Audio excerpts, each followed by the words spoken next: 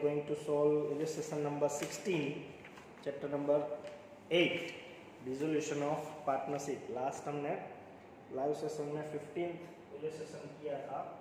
अब हम अकाउंट्स बनाने के काम कर रहे हैं. तो realisation account, partners capital account और बैंक अकाउंट ड्रॉ करना है. रियलाइजेशन अकाउंट ये 16 है.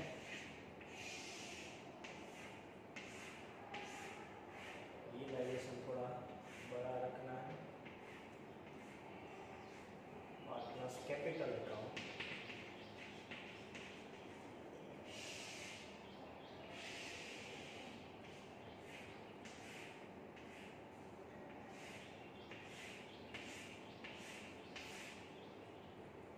और बैंक या कैश दोनों बोल सकते हो आप. तो मैं एक ही इसमें इलस्ट्रेशन नंबर 16 पेज नंबर 8.25 के ऊपर है. Parth and Civica were partners in a firm sharing profits in the ratio of 3:2. The balance sheet of the firm on 31st March 2014 was follows. Balance sheet दी गई है हमें, और बैलेंस शीट के ऊपर हम पहले बैलेंस लिखते हैं कैपिटल की और बैंक की. कैपिटल दो ही पार्ट लाते हैं वैसे तो एक कट कर लेता हूँ मैं.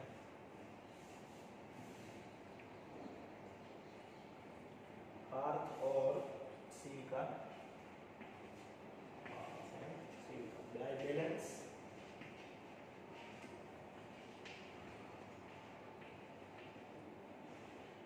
$1,75,000 और $1,94,000. दोनों बैलेंस लिख लिए. और बैंक के balance debit side to balance bank या कैश 1,72,000. ये डन. अब हम पहले एडजस्टमेंट्स के पहले बैलेंस शीट क्लोज करेंगे. असेट्स और लायबिलिटी दोनों. तो असेट्स रियलाइजेशन अकाउंट डेबिट होगी. टू डेटर्स, तीन असेट्स है, तीनों डेबिट करेंगे. 27,000. टू स्टॉक 50,000 और टू फर्नीचर 2,20,000. ओके. और लायबिलिटी साइड दो लायबिलिटी है, सन्नी क्रेडिटर्स और Civica's sisters loan by creditors 80,000 और bye Civica's sisters loan 20,000. Okay. अब ये यहाँ पे ये ध्यान रखना है आपको कि कोई भी फैमिली मेंबर्स की लोन हो तो उसको थर्ड पार्टी एंट्री करके, मतलब लायबिलिटी समझ के ही ट्रीट करना है. अगर पार्टनर के खुद के नाम पे कोई लोन हो, Civica's लोन होती तो हम अलग से उसका अकाउंट बनाते हैं, Civica's लोन अकाउंट. इसमें उसके सिस्टर के नाम पे लोन है तो हम थर्ड पार्टी लायबिलिटी के जैसे ही ट्रीट करेंगे उसको. ओके. अब एडजस्टमेंट सॉल्व करते हैं. On the above date the firm was dissolved, the assets were realised and liability were paid off as follow. First, 50% of the furniture was taken over by Parth at 20% less than the book value. तो furniture है कितना? 2,20,000. 2,20,000 में से 50% मतलब 1,10,000 और 1,10,000 दोनों की अलग अलग इंफॉर्मेशन दी गई है. एक जो 50% फर्नीचर है वो 20% लेस करके पार्थ जो है वो ले जा रहा है. तो इसका 20% 22,000 और माइनस करके आएगा 88,000. ये पार्टनर ले जा रहा है तो पार्टनर अकाउंट डेबिट होगा टू रियलाइजेशन फर्नीचर 88,000 और रियलाइजेशन में credit side by Parth account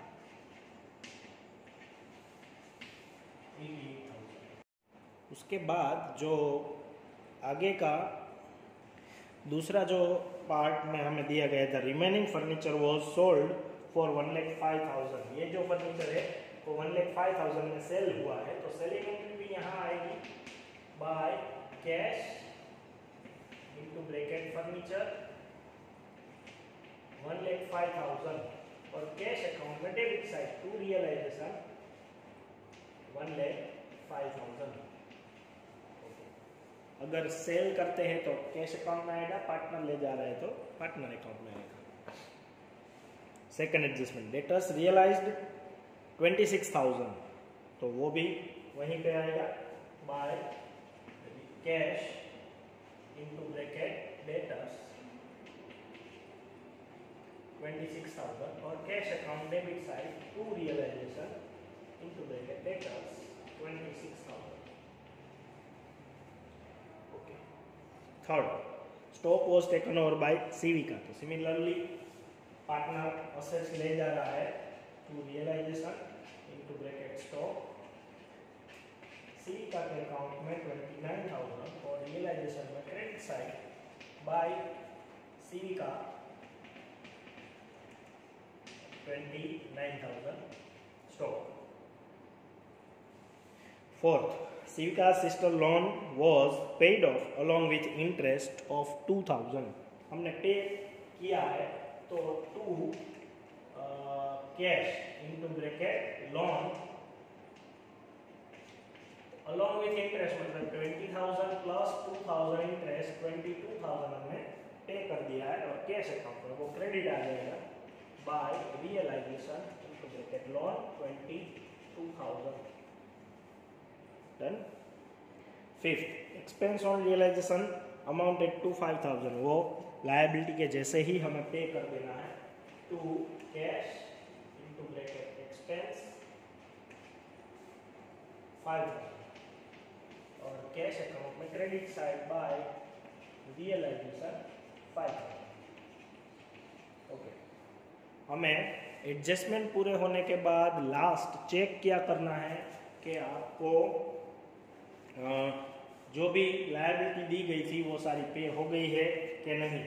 तो एक क्रेडिटर्स बाकी है तो वो हमें पे कर दे रहे हैं to cash into bracket creditors 80,000 और रियलाइजेशन में क्रेडिट कैश अकाउंट में credit side by realisation 80,000।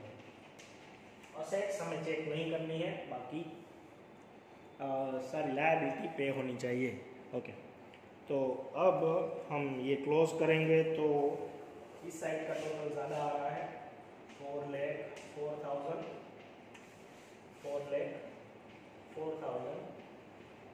Loss जो है वो 56,000 का है, तो बाय डिविजिबल लॉस हम डिस्ट्रीब्यूट करेंगे पार्ट और सीविका में, उसके रेशियो